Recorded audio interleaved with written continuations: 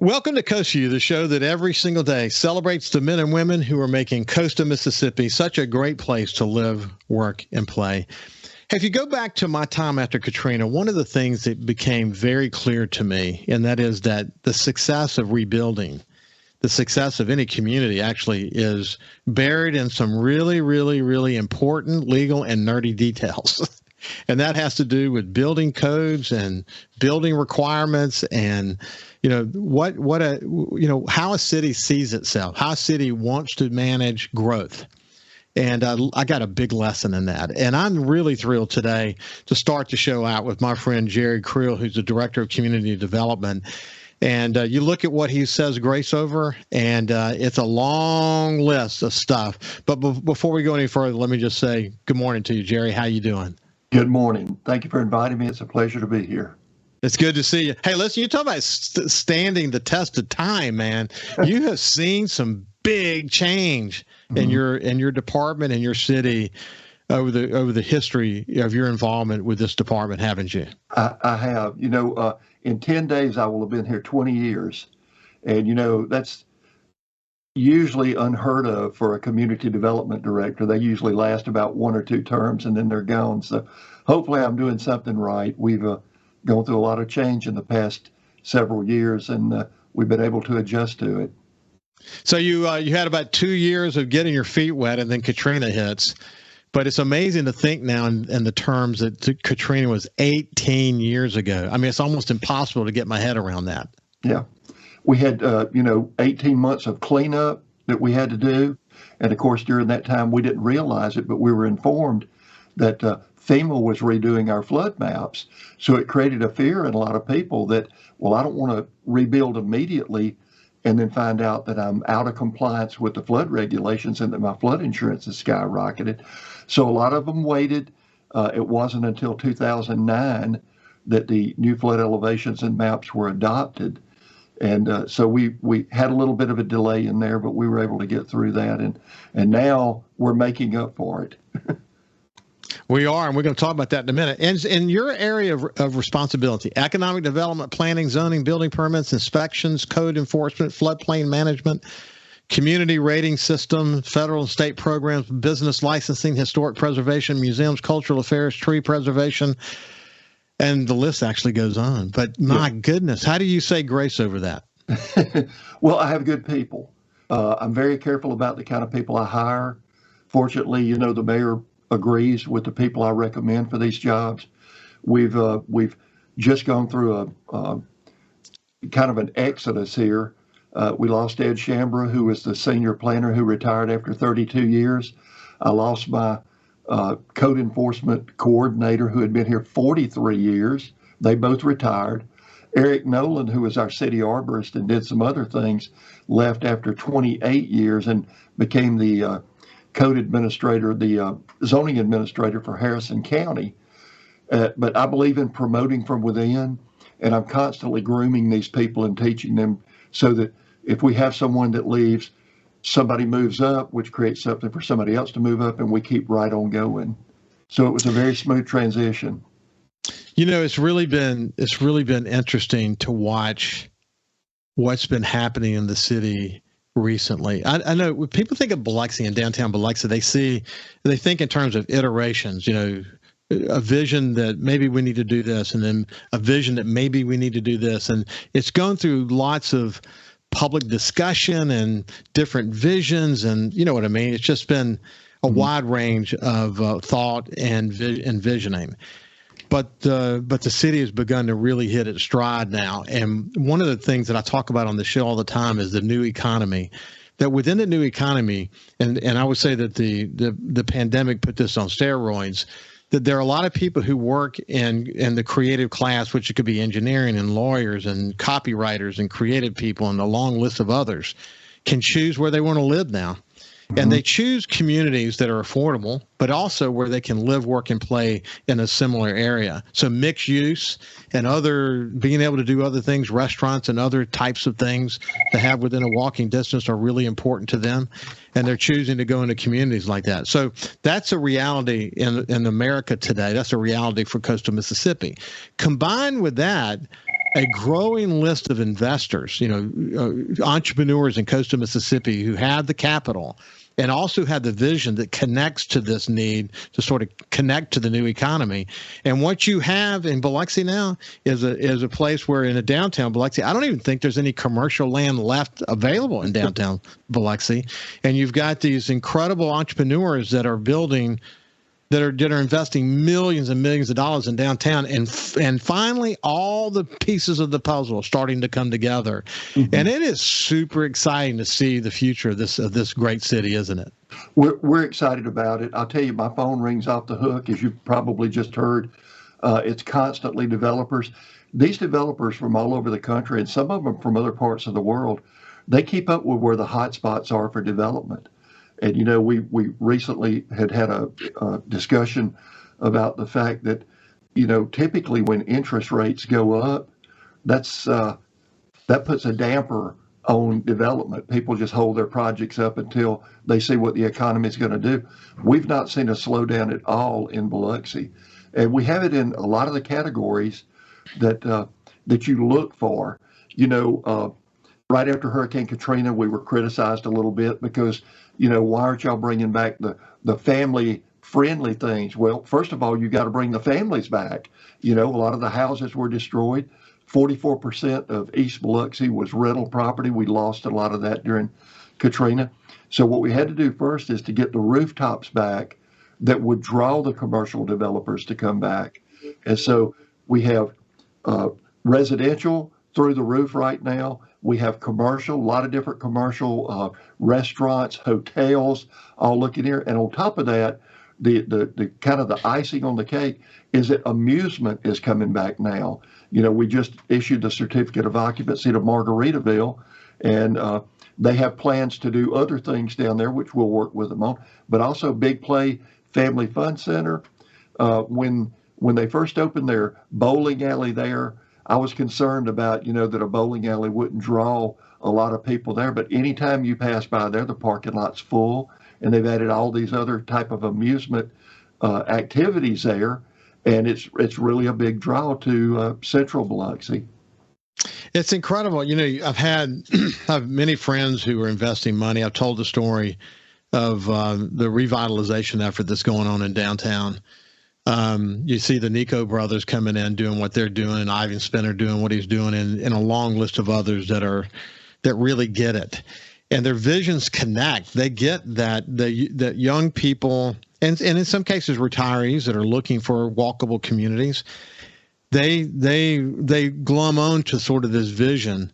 And then you add to this a number of people who are coming to town with the casinos and what it does for restaurant diversification. And you pointed it out, the whole notion around non-gaming amusement development, which was always going to be part of the vision. But you had to have investors. The key to all of this, you've got to have investors that can raise the capital to make it happen.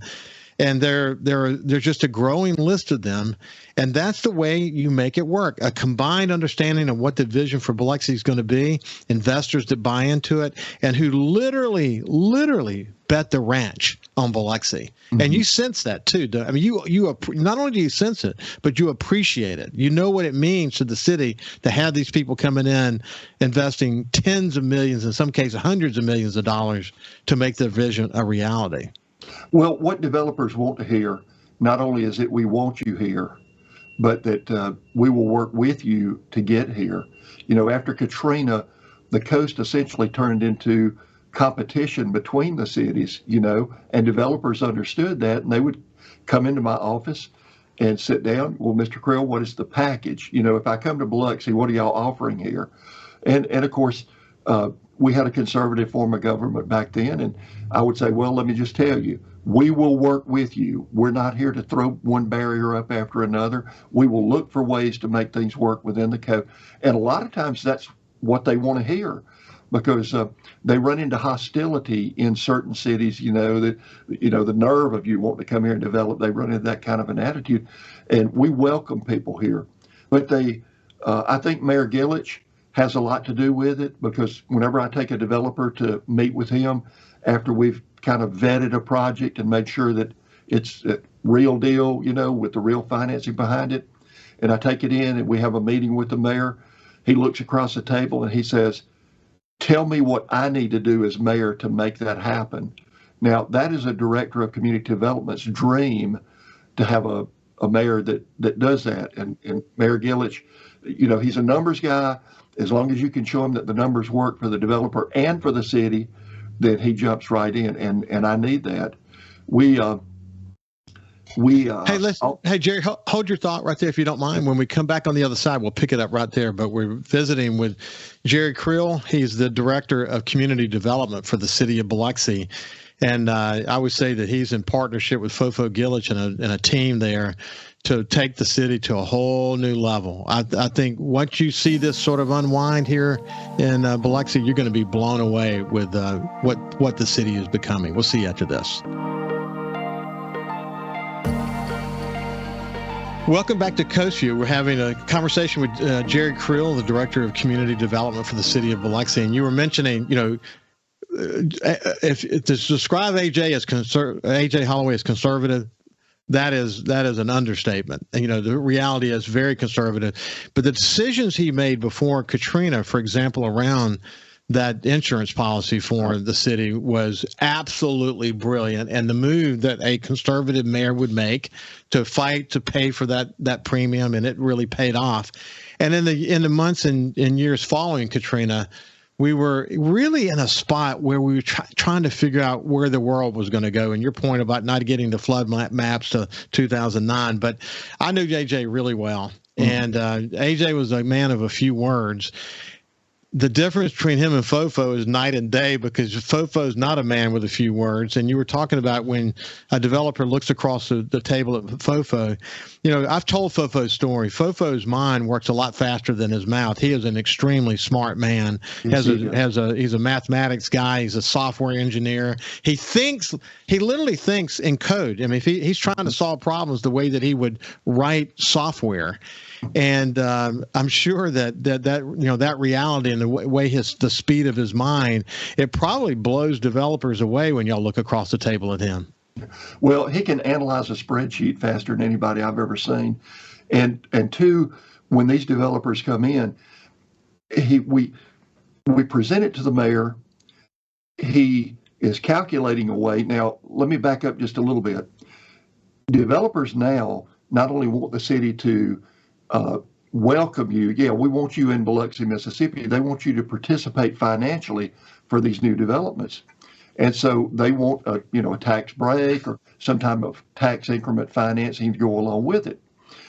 The mayor's mind sits down and, okay, if we give them this particular tax break, we're going to, over the next several years, we're going to make this amount of money in sales tax revenues. It's going to cover this. It's going to cover that. He works it out from beginning to end about what type of agreement that we're going to work on with this developer, so that he knows when the abatement is going to be paid back, when it's going to go off and be back on the tax rolls again. And as long as he can do that and see that the long-term benefit of this is really going to reward the city, that he's open-minded about these type of developments.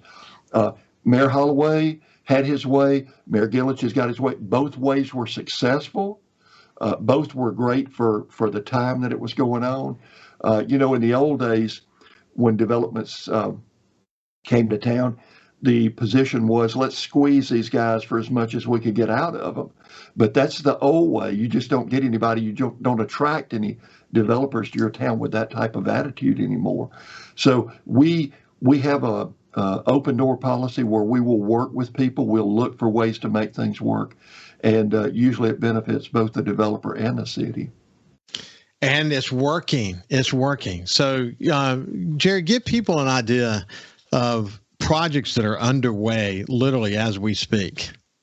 Okay. Well, we just issued COs to Arbor Landing Apartments. We added another 224 units to that development. And I was constantly on the phone with Gordon Thames, the owner, who he and his father build those to keep them. They don't sell them. They keep them and they maintain them.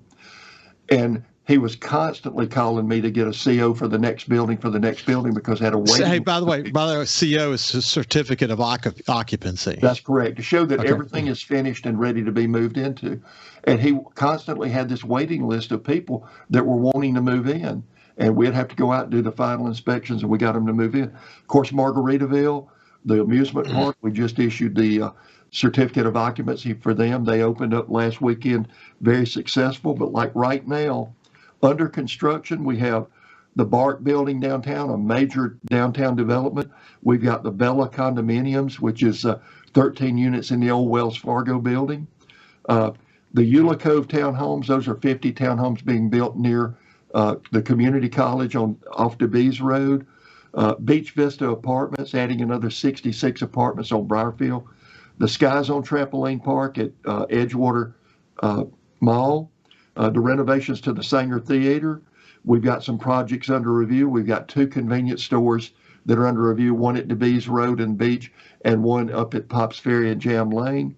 3 boat and RV storage, 2 car washes, residential subdivisions, and really residential is what helps us drive commercial, because if the rooftops aren't there, you're not going to get the attention of the commercial development. But we've got the Preserve on Shriners Boulevard, 209 lots, Anchor Landing, 66 lots, Magnolia Bay, 52 lots, Hidden Springs.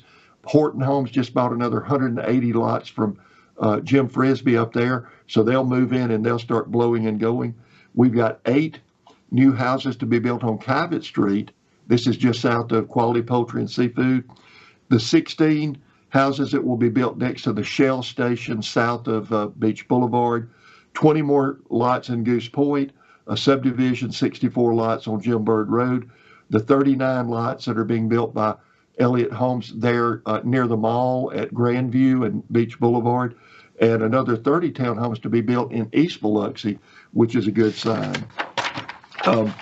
We have projects under review, the Aqua Suites Hotel and Townhomes there at the corner of White Avenue and Beach Boulevard, the Tullis Garden Resort, which y'all probably saw, which is the major hotel that'll be built down next on the Tullis property, the former Tullis property. 2 hotels at Iron Horse and Pops Ferry, the Town Place Suites, Fairfield Inn, a Home 2 Suites on Beach Boulevard here near Bellman, a new hotel in Gateway. A lot of activity in West Biloxi now. Not only the convenience store, but a hotel there, and the owner's not only going to build a hotel, but more retail space and then condos on the north end of that. A new pistol range up in Wool Market area. The old Hooters is going to become an Azteca Mexican restaurant. The new Rouses, of course, that everybody is excited about, that's really going to revitalize that corner there, along with the connector that runs from Pass Road on down the Pops Ferry connector on down to the beach. We have 2 new tenants that have signed agreements to go into the old Hobby Lobby location. I can't announce who those are yet till the developer releases it. And also a new tenant to go into the former Joann Fabric building. Gaming revenues are doing excellent. Sales tax revenues, we've just had our 23rd month of sales tax revenues over $1 million for the month. They're actually averaging $1.25 million. That's never been done in the history of Biloxi before. So a lot of activity. We have our development review committee meetings every Wednesday. The agendas usually have up to a half a dozen projects on there, some small, some large, but we try to get them through the review process as soon as possible. The Planning Commission, we work very well with them. Most of those members have been on there for many, many years, and they understand good development and development that probably needs a little fine tuning. And then we get it to the council. Most of the projects we take to the council get approved, if they're done very tastefully, and we try to make sure that we clean the project up a lot before we present it to the Planning Commission and the council. And then more projects in talks right now that we'll release as soon as the developers allow us to. These developers are they're very careful, very cautious about their projects. Like with the Rouses. The Rouses people told us, We do not want word to leak out about this until we're ready. We worked on that project for 2 years. And, AJ warned me one time. He said, I want you to understand there are no secrets in Biloxi, Mississippi. He said, if there's anything you ever need to let me know about, you better get to me in 5 minutes, because in 6 minutes I've heard it from somebody else. We were able to keep that under wraps very well until the Rouses people were ready to make the announcement, and it became very successful. They're wanting to move forward very quickly with that, and we want them to move forward very quickly with it. Yeah, I got to know Donnie Rouse really well when I was in New Orleans, and what Rouses is doing and how they're doing it is very unique, and they're not scared at all by the Walmarts and the Winn-Dixies and the neighborhood Walmart strategies. They know that if they keep doing what they do best, which is all that fresh vegetables and fruits and seafood and meat, and they just have it figured out, man. Very, very impressive family operation, and it will stay a family operation. I'm assuming as long as Donnie's in charge, because they're very dogged about what they're doing. They've hired some of the best people in the grocery industry, and that's a great fit where they're going. That's where I hoped that they would go when the conversations first started out. So good stuff, man. And it's in the midst of all this, we still got insurance challenges. We still got, it's good to see residential starting to come back in Biloxi. That was the one area that really got hammered by Katrina, and as you pointed out, for a lot of important reasons, it didn't come back as quickly as we hoped it was, but we're starting to see that now. Jerry, we're going to visit together more regularly. I'm surprised I haven't had you on the show already. We go back a long way, but it's been great to catch up with you, my friend. Thank you. I'm happy to be here. Thank you for inviting me. Keep up the good work, man. Keep up the good work. This has been Jerry Creel from the city of Biloxi. Listen, we'll see you after this break.